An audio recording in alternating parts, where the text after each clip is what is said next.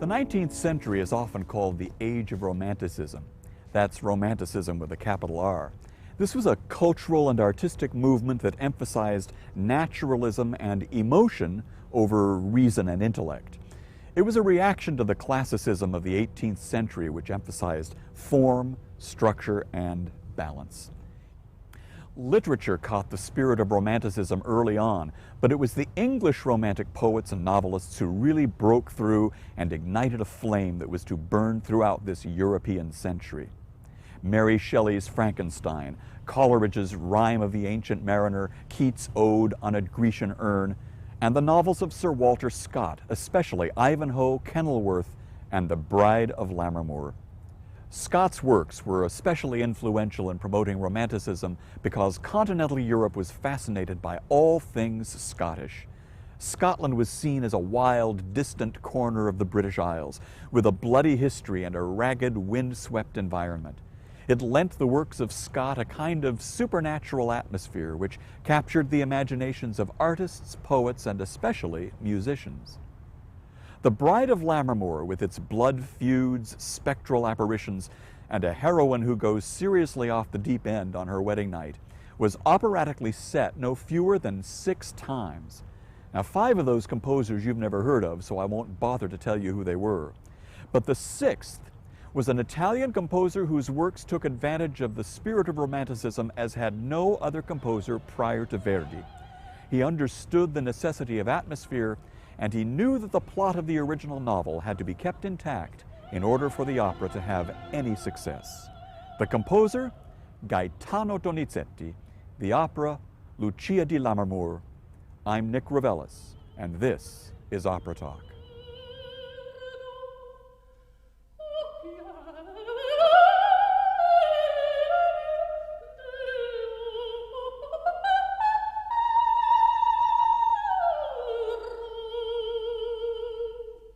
Sir Walter Scott was the most influential novelist of his time. From his teenage years, he was fascinated with the lore, ballads, and legends of his native Scotland. Like his contemporaries, the Grimm brothers in Germany, he collected these materials with great enthusiasm. He was especially drawn to the stories of the Middle Ages, stories of knights in shining armor, ladies in distress, and tales of the Crusades. He was also fascinated by the Reformation era in Scotland, the deposing of the last Stuart king, James II, and the accession of William and Mary in the 17th century.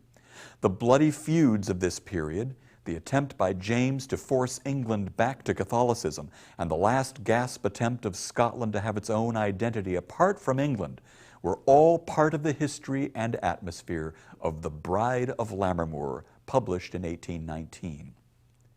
In this novel, Scott seems to have made a conscious effort to write something quite different from his other novels, like Ivanhoe, published at about the same time. The Bride of Lammermoor is dark and gothic, with supernatural elements and bizarre turns of events that stimulated the imaginations of 19th century readers. Let's face it, everyone loves a good scare. An online commentator remarks that if Alfred Hitchcock were living in the time of Scott, he would have bought up this property in an instant and filmed it immediately. Scott is at his best dealing with these more grotesque elements of the novel, especially in his descriptions of the brooding Scottish landscape and the ruined family castle of the Ravenswoods, Wolf's Crag. These elements are all part and parcel of the romantic spirit of which Scott was both purveyor and wide-eyed consumer. Its atmospherics weren't lost on contemporary readers, and not just in the British Isles. The whole of Europe was reading Scott's novels in translation, and he was particularly inspiring to Italian composers of opera, whose essentially romantic art form was starving for such scenarios.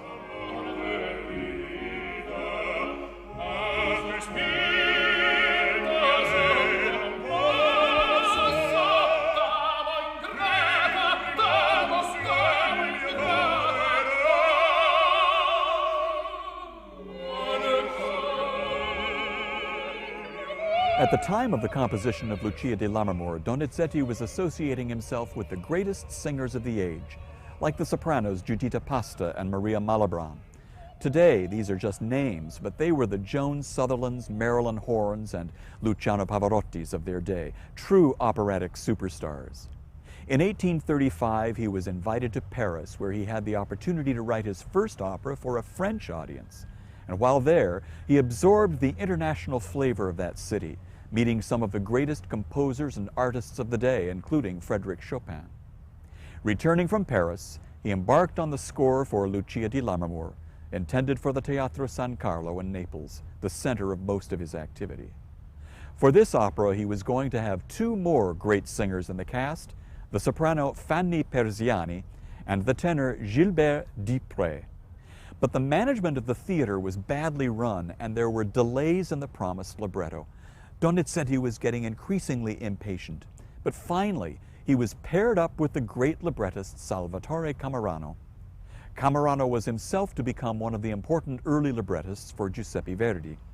Now, Camerano took Donizetti's chosen subject, the Bride of Lammermoor, and reduced it to its most basic plot. In the process, some important characters in the original Walter Scott novel were lost, but the story was tightened and made far more dramatic in its overall impact. Donizetti completed the score in 6 weeks, getting it ready for the stage by its premiere on September 26, 1835. In the midst of the flurry of compositional activity during that summer, the King of Naples fired the entire management of the Teatro San Carlo. Funding for the company was lost, and then a month later it mysteriously was restored. But all went well on opening night, and Lucia was an instant success.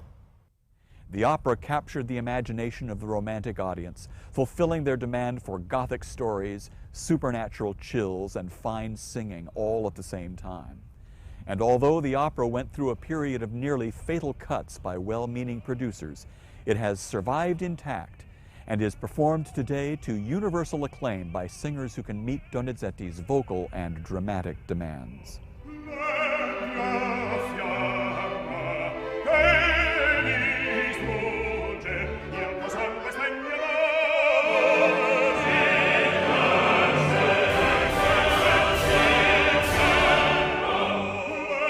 The story of the opera takes place in 17th century Scotland, at a time when Catholic and Protestant families were struggling violently for control. During this time, the Catholic King James II fled to exile in France, and the Protestants William and Mary acceded to the throne. What was being carried out amongst the ruling class was being experienced by all of the important families in the kingdom, and we find the Catholic Ravenswoods in Scotland have been cheated out of their lands by the Protestant Ashton family. The Ravenswood heir, Edgar, called Edgardo in the opera, rules over the ancient and ruined Ravenswood castle. Henry, or Enrico Ashton, is threatened by the very presence of Edgardo in Scotland. At the beginning of the opera, he's at the head of a hunting party searching for him, fearing that his sister Lucy, or Lucia, has taken him as a secret lover. Then and there, he swears that he will avenge this insult. Lucia is one of those typical romantic heroines. She is sensitive, easily agitated, and haunted by the stories of the Ravenswood and Ashton clans. She and Edgardo are desperate to marry, and he wants to try to do it right by asking her brother Enrico for her hand. But Lucia demands secrecy, and they exchange rings and pledge their fidelity in private. Tragically, Lucia's brother has arranged her marriage to Arturo, or Sir Arthur Bucklaw from the novel. Edgardo, gone into exile in France, has not been heard from because Enrico has intercepted all of his letters to Lucia. Through a forgery, Enrico convinces her that Edgardo has abandoned her. Thinking she's now alone, she agrees to go through with a wedding to a man she doesn't love. Just as she is tricked into signing the marriage contract, Edgardo appears, returned from France. He believes that Lucia has been untrue. He gives back her ring, demands his back, and proclaims that his enemies might as well kill him now since he has lost his beloved Lucia. In the last act, as the wedding celebration between Arturo and Lucia is in full swing, Lucia appears at the top of the stairs leading to the wedding chamber. She's dressed in her night clothes, drenched in blood, a dagger clenched in one hand. She's murdered her bridegroom Arturo, and as a result of this grisly act, she's gone mad. Her brother Enrico realizes that this tragedy was the result of his pushing her into a marriage against her will. In the final scene, Edgardo is found in the graveyard of his Ravenswood ancestors. Hearing the sound of an approaching funeral procession, he realizes to his horror that Lucia has died, and in a fit of anguish he stabs himself with a dagger, hoping in death to be reunited with his love.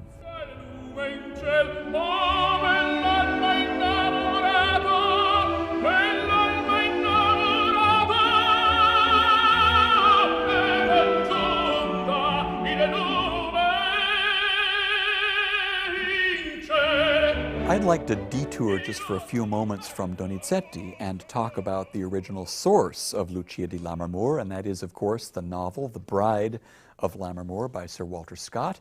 In order to do that, I've invited my good friend Bart Thurber, professor of English at the University of San Diego, to join me. Good to have you here. Good to be here, Nick. I remember fondly a course that we taught together at USD on Romanticism in the 19th century, and it made eminent sense to bring you back and talk about Sir Walter Scott. I'm glad you still think so. Just to start large for a moment, give us bullet points. What are the general hallmarks of Romanticism in literature at this time? I think I would use words like excess, transport, even rapture sometimes. Also terror and fascination with a certain kind of terrible majesty.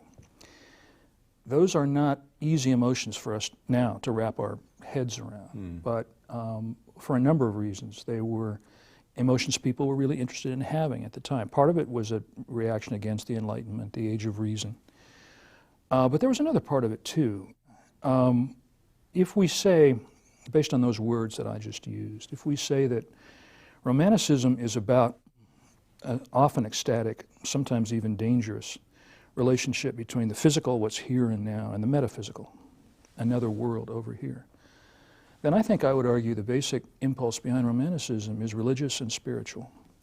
And in fact, in 1911, an English intellectual named T.E. Hume kind of quipped that Romanticism is spilt religion.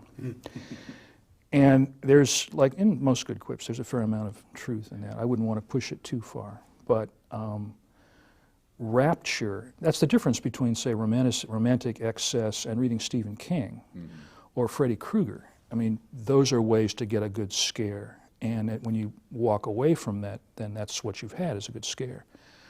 But if Romanticism is at bottom a religious, a spiritual, a kind of awe-inspiring, transgressive experience, it's an entirely different kettle of fish. Now, how did these great themes of Romanticism, how were they expressed in Scott's novels particularly? There are a couple of things about Scott that made him, by far, from about 1806, when his first novel, Waverley, was published, through the 1820s, by far the most popular novelist in the world. One was Scotland itself. I read somewhere while I was in Scotland that there are more castles and fortified houses in Scotland per mile, per square mile, than anywhere else on earth. Tremendous. Even more than Germany. Yeah, yeah. Yeah, because it goes on for centuries. It goes back to the Picts fighting the Britons in the 4th century and painting their bodies blue. Tremendous, violent, transgressive history itself. And that Scott was a collector of Scottish ballads and stories and things like that. So that subject matter was there. But there's something else about Scott too. Scott, this is hard to believe now, but Scott invents history for the novel. Waverley in 1806 was the first historical novel ever written by anybody. And I think partly he was able to do that because of the way he imagined history. It was both there, it was found for him, it was Scottish. But also history, too, is a way of, it's not tangible, it's not there, it's kind of metaphysical, but in the sense that you can't touch it or feel it. But history is a realm in which those transgressive, ecstatic, romantic experiences can happen and be spread out over time. It's an odd thing to have had to get invented, historical fiction, but Scott did it and made history available to the popular imagination in a way that's so much a part of our own popular imagination now that we don't even have to think about it. Now, Scott's novels, including Bride of Lammermoor, translated very quickly, went to Europe. Almost immediately. Russian, French, German, and particularly Italian intellectuals, musicians were reading this material. What do you think it is about Lucia di Lammermoor, or excuse me, the Bride of Lammermoor, that inspired the Italian composers, people like Donizetti and the 5 other composers that wrote operas based on the same story? I think uniquely Bride of Lammermoor. For one thing, it's short. Most of Scott's novels are 900 pages long. There are reasons for that, by the way. Later in his career, he had to write for money because he had a series of financial disasters. The Bride of Lammermoor is short, it's condensed, it's powerful, it's focused. He had, interestingly, almost no memory of writing it after he finished it because he had been very ill when he was writing it. All those emotions that I just talked about, the excess, the transport, the rapture, are there in spades in the Bride of Lammermoor. There is a bride who goes crazy on her wedding night and assaults the man who, in the novel, who her mother had arranged for her to marry while intercepting all the letters from her intended. The intended is the Master of Ravenswood has been lost his ancestral family home because of the machinations of Lucia's father. It is a tale of madness, passion, and excess made for the romantic imagination. It's interesting then that these composers being so attracted to a story that's so focused and short, therefore, I guess, theatrical in a sense, and easily played in a dramatic way. Yeah, although interestingly, Donizetti and his librettist did make some changes in the plot. For one thing, in the novel, Edgar, the Master of Ravenswood, doesn't commit suicide in any kind of theatrical way. His horse stumbles and he drowns in quicksand, which satisfies an ancestral family curse, but it doesn't have the dramatic panache that the opera has. Well, you know, it's opera. We had to do that. No, it's fun. Bart, thank you very much. Appreciate My pleasure, you being here. my pleasure.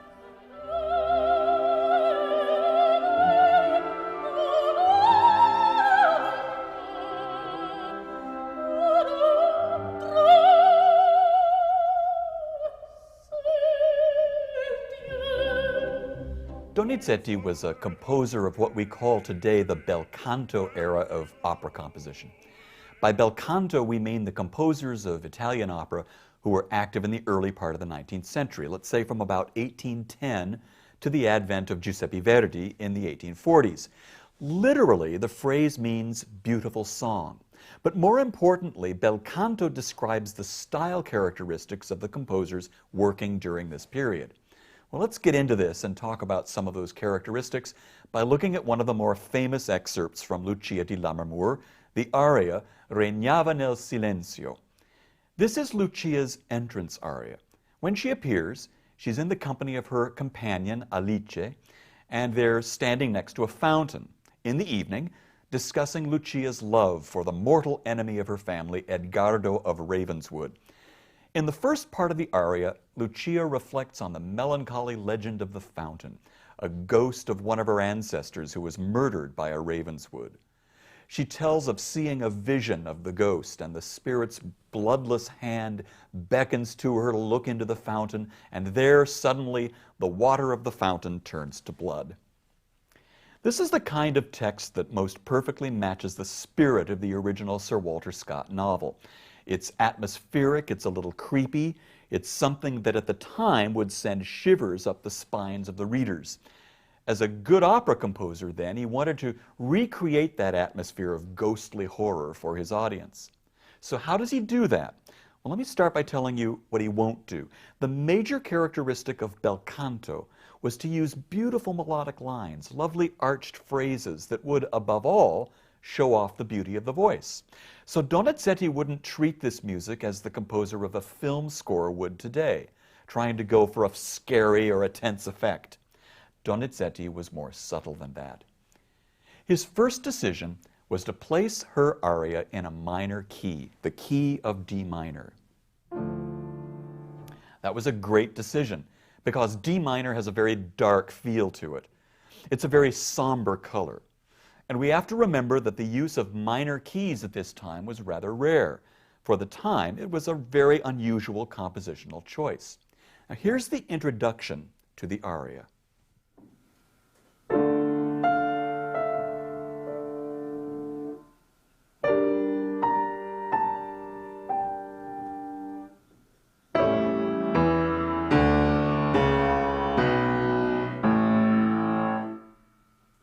Now, obviously, he chose a slow tempo as well. Very important. You don't want to be talking about ghostly apparitions in an allegro vivace or a presto.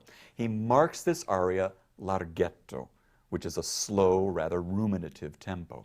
Then he sets up an accompaniment pattern in the orchestra. A clarinet plays a broken D minor chord.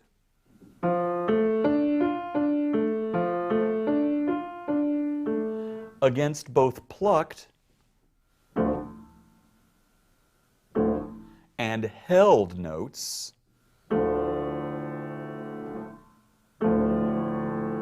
in the strings. Now, having some of the strings pluck and others hold their notes makes for an interesting texture against the vocal line. Speaking of the vocal line, it's a typical bel canto melody, graceful, limpid, and elegant.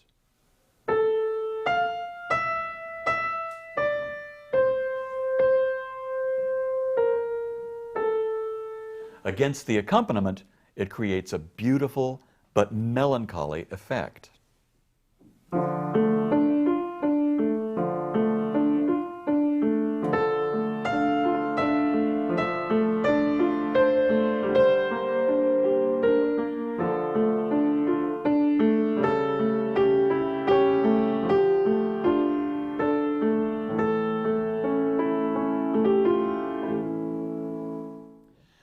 Now let's look at what happens at the midpoint of the aria when Lucia starts telling her companion about the appearance of the ghost itself. The text goes like this: "The ghost appeared to me, and like one who was speaking, she moved her lips.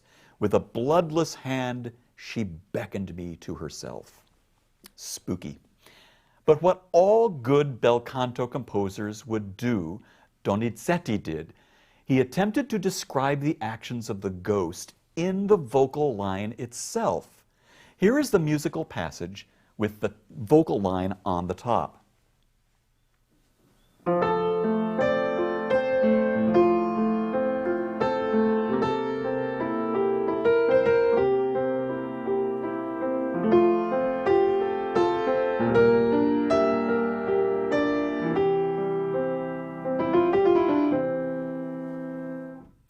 Did you notice those little active movements at the end of each phrase? Here. And at the end of this phrase,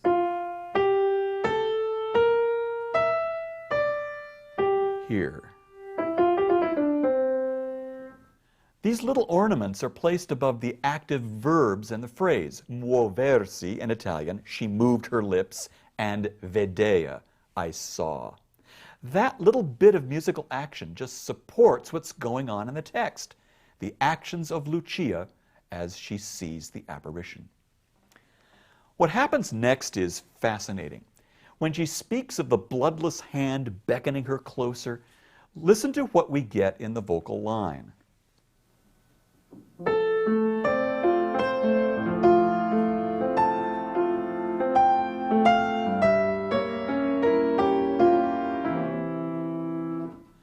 That wide leap in the line is so unusual, it stands out so clearly against everything else that's going on, that it really underlines this unusual supernatural event taking place. And that's the key to true bel canto. These composers would take a text and set it perfectly in order to tell the story, highlighting special moments and almost drawing pictures for us in the music in order to get their dramatic points across. Some say that this sensitivity to the text is the real hallmark of the bel canto style. I tend to agree.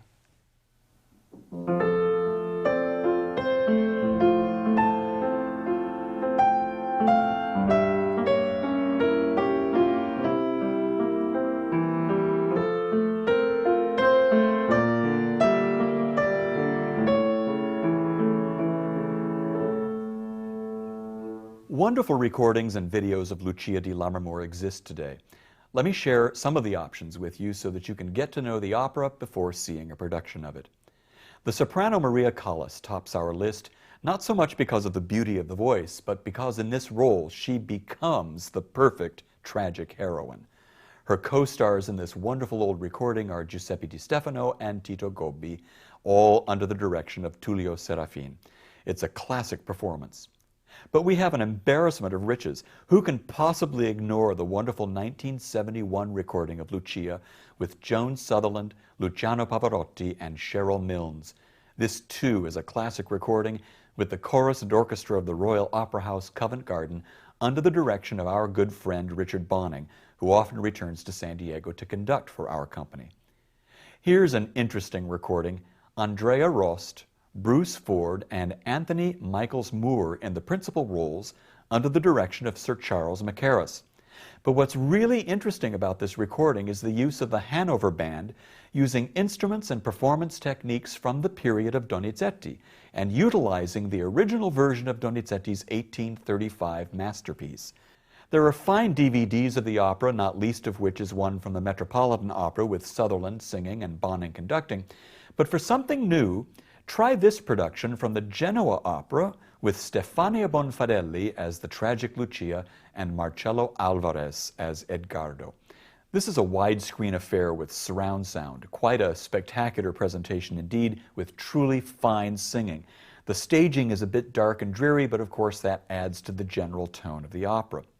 And Bonfadelli is much more in the tradition of a Lucia with real vocal heft. This is no mere coloratura canary, but a flesh and blood Lucia who will touch your heart. Out of all these resources, I'm sure you'll find something to help you get to know this opera better. Good luck.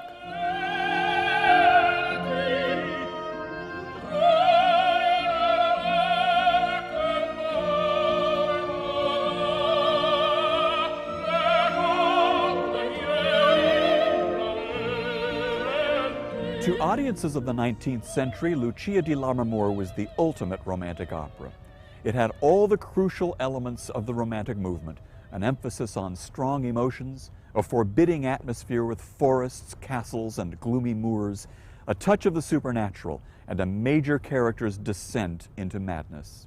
These were the things that attracted the audiences of the day and kept operas like Lucia alive, while many other of Donizetti's 70 operas are long forgotten. Today, Lucia is kept alive in the repertoire because its music is so strong and because it offers singers some wonderfully vivid characters to portray. Let's hope there will always be singers worthy of its demands. I'm Nick Reveles, and I'll see you at the opera.